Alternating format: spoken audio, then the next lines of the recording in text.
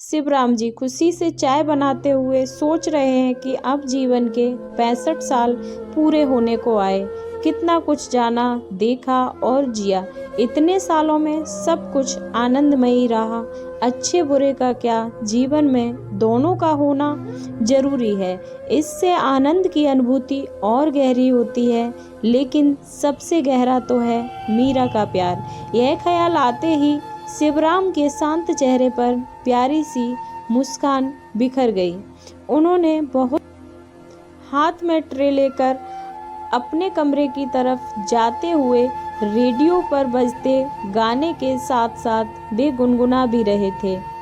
रात देता है हर कोई साथ, तुम मगर अंधेरे में ना छोड़ना मेरा हाथ। कमरे में पहुंचते ही बोले, लीजिए मीरा जी, आपकी चाय तैयार है। और याद है ना, आज डॉक्टर आने वाला है। आपकी खिदमत में। दोनों की उम्र में 6 साल का फर्क है। यानी शिवराम से मीरा 5 साल। कभी भी मीरा जी को तू कहकर बात नहीं की, हमेशा आप कहकर ही बुलाया है।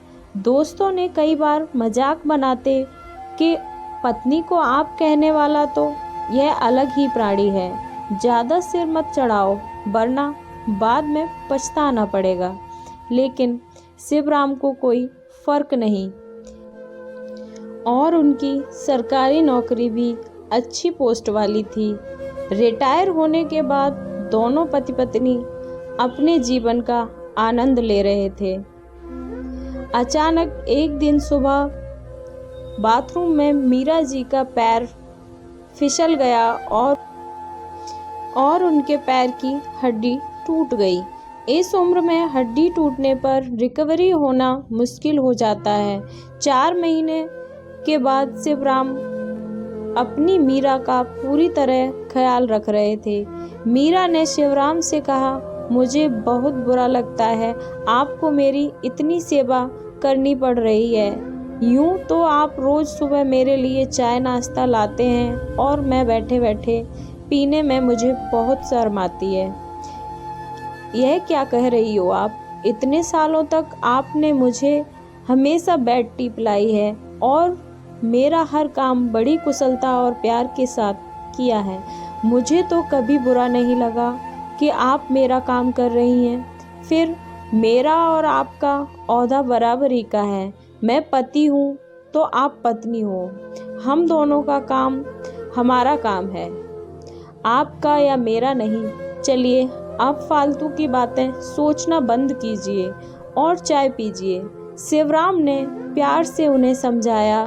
4 महीनों में इन दोनों की दुनिया एक दूसरे तक सिमट कर रह गई थी। शिवराम ने दोस्तों के पास आना जाना छोड़ दिया था और मीरा का भी आस पड़ोस की सखी सहेलियों के पास बैठना उठना बंद सा हो गया था। अब कोई आकर मिल जाता तो ठीक है, नहीं तो दोनों अपनी दुनिया में मस्त रहते थे। शिवराम का काम सिर्फ मीरा का ख्याल रखना है और मीरा भी यही चाहती है कि शिवराम उनके पास बैठे रहें। काम वाली बिमला घर की साफ सफाई और खाना बना जाती है, जिससे घर का काम सही तरीके से हो जाता है।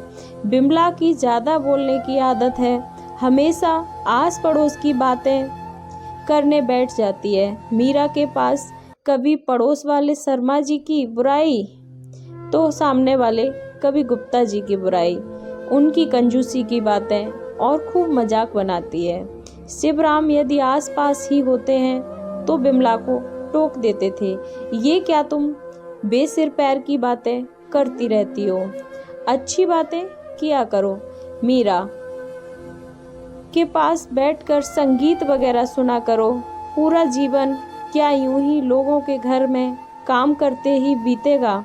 इस पर बिमला जवाब देती है, अरे साहब जी, अब हमको क्या करना है, यही तो हमारी रोजी रोटी है और आप जैसे लोगों के घर में काम करने से ही मुझे तो सुकून मिल जाता है।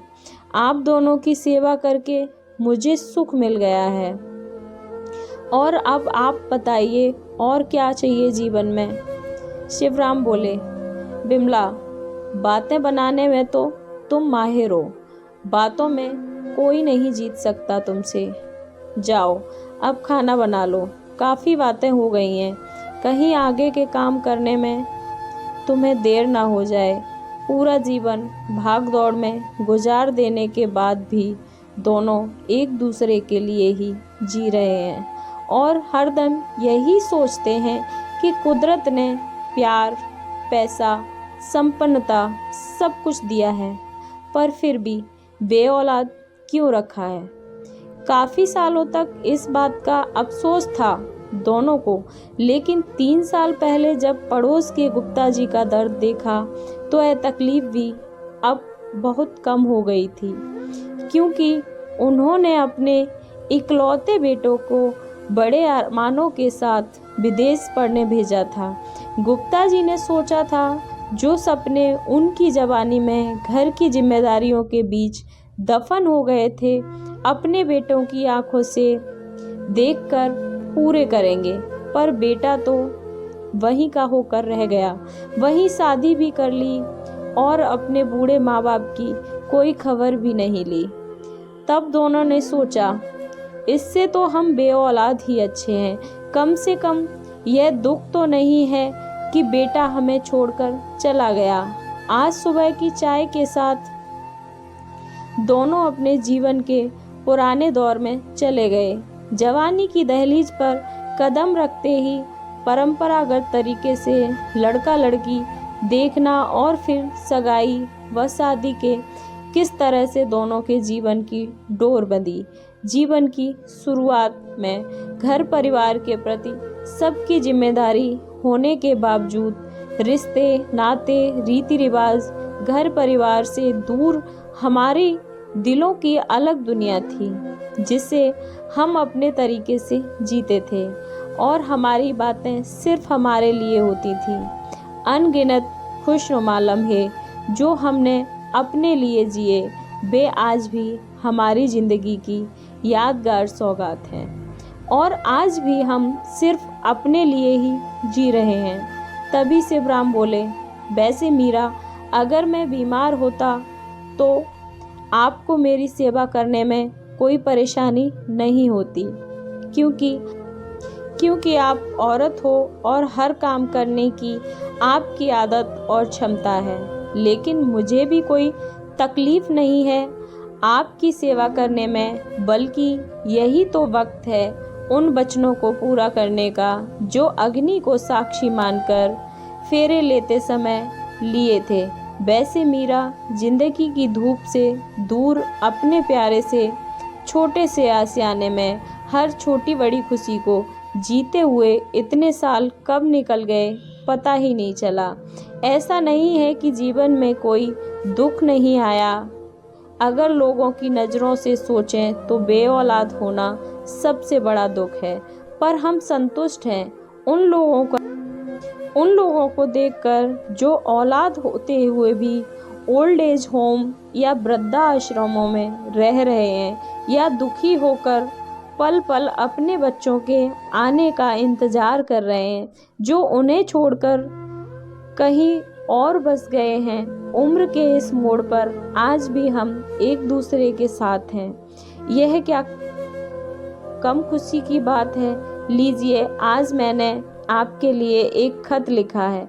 5 दिन बाद हमारी शादी की सालगिरह है, पर तब तक मैं इंतज़ार नहीं कर सका और हजारों खुशियाँ लिए लाखों पल मुस्कुराहट के दिल की गहराइयों में छिपे बेलम्हे प्यार के, जिस पल हर छोटी बड़ी ख्वाहिश पूरी हुई। मीरा उस खत को लेकर अपनी आंखों से लगाती है। तभी डॉक्टर आते हैं। आज उनका प्लास्टर खुलने वाला है।